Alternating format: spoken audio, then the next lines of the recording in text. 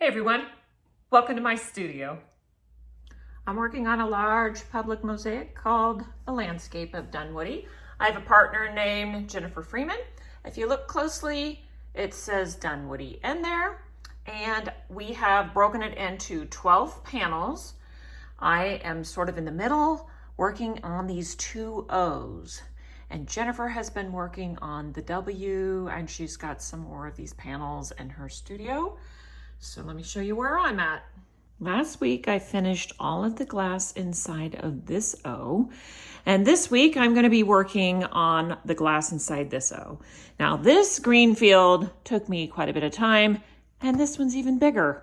So I'm not sure how far I will get on that, but my goal this week is to make it to the edge, where this line is, of panel 7 so that I can hand that off to Jennifer and move, this is panel 8, move panel 8 over and add panel 9 onto my workbench.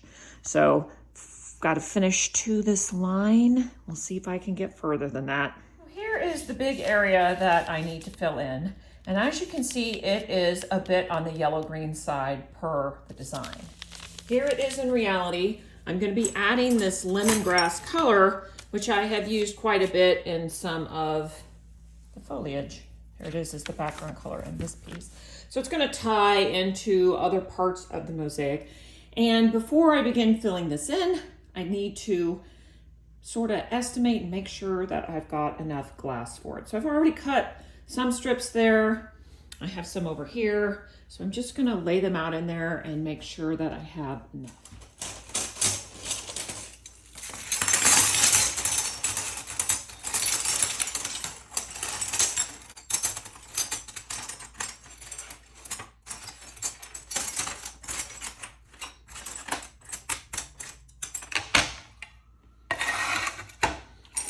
Now that's all the strips that I have cut, but I do have some of the rest of the glass that I'll be using.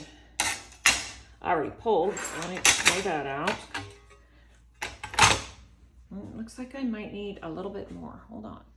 All right, I have more of this one, which is fantastic, and I have a lot more of this one, which is really good because this one is very lemony, and I need something that's sort of in between, and that's what this one is. So I really want to use a lot of this one. I want to take a closer look and just point out some things. So first of all, in this main green area, which I wanted to be a true sort of Kelly green color, I have used quite a bit of this glass. And it is the same one that I'm using over here. It's just a nice green, and it works with both color palettes, the true green and the lemony green. So I'm going to repeat it over there.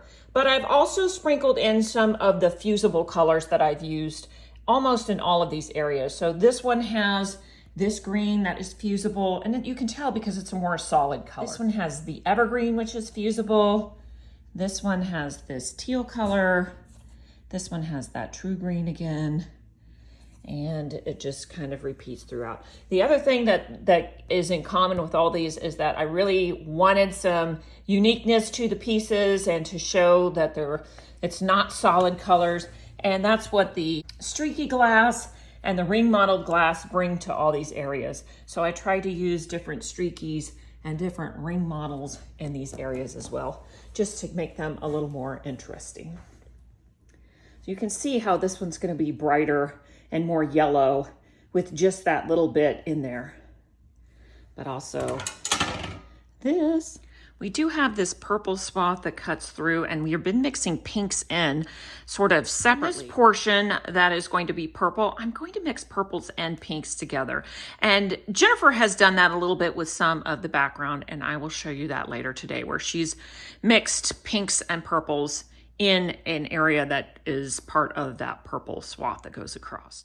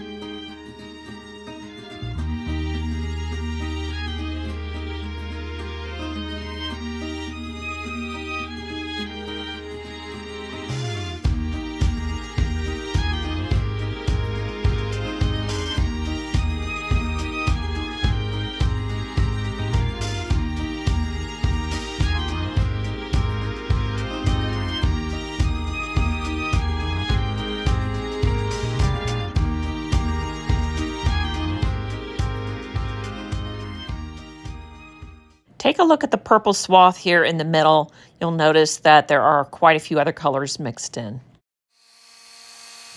Here, Jennifer is using her grinder to trim down an area that she accidentally put tiles in that neither one of us marked that is supposed to be the outline of the tree. So we didn't mark that width, and she put tiles there.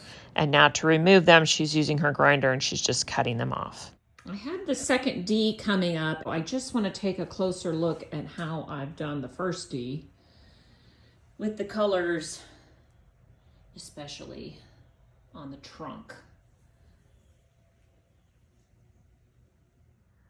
While I'm at Jennifer's, I'm just recording the N and the W because she has slowly been filling in these tiles next to my O's. That's where we're at. I finally finished loading the kiln. I've got some custom pieces that are going to be fitting into the panels that I have on my table. And then this was a very large piece, and the pieces are rather strong when they're done, and there's no way to cut them because if you try to nip in one place and there's a hole, and then it just doesn't cut unless you smash it. So I smashed these with a hammer, and then I just put them on there so that they would be smaller and I could use them. And then this is the other one that I like. So I'm gonna go ahead and load that up and we'll check on it in the morning. Here we go, let's take a look. Oh, nice. I'm really excited to be able to use these pieces again. They were just too big before. And also to have my custom pieces, the little triangle pieces to fit in. Can't wait to test it. Here are the three most important pieces of that entire kiln load because I made them to fit right here. Perfect. And this one goes up here. Excellent. Now this area is buttoned up.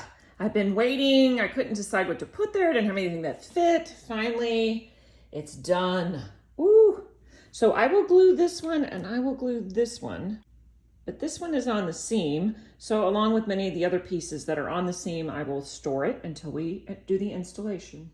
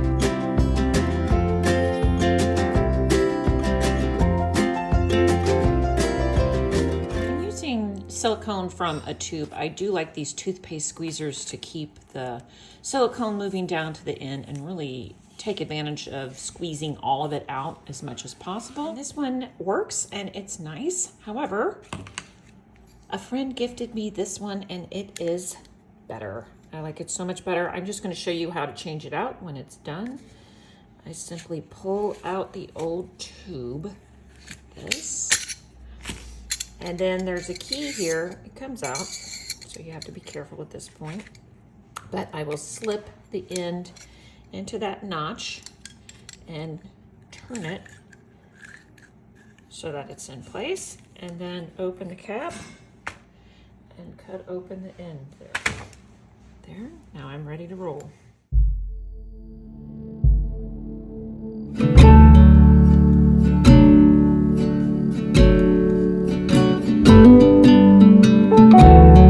I have just crossed the finish line and finished up all of this color on panel 7.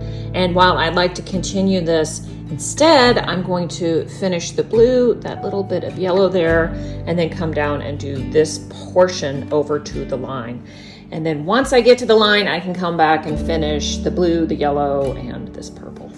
The next blue area, I am using a selection of more of a slate blues. So I've got one that has more white in it and one that has just a combination of blues. And then I have these inclusions. Let me get after it.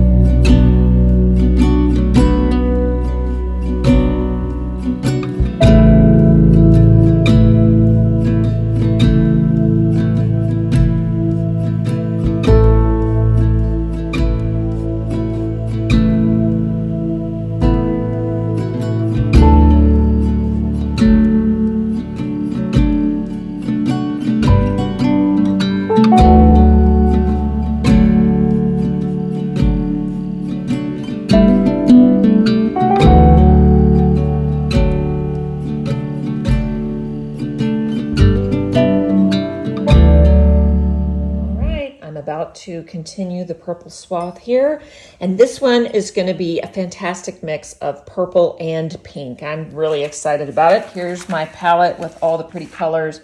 I've got some iridized. I'm going to throw in some of these fuse things. It's going to have a little bit of everything.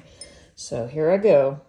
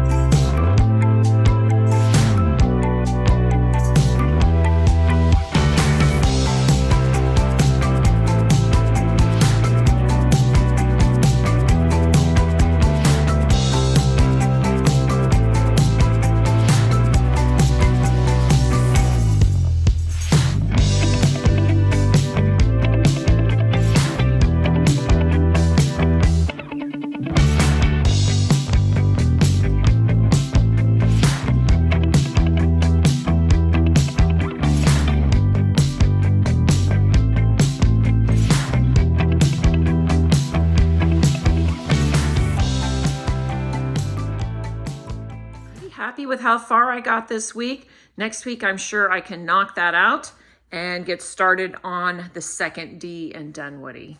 I'm almost finished with both O's. That's putting it together. Thanks for watching. See you next time.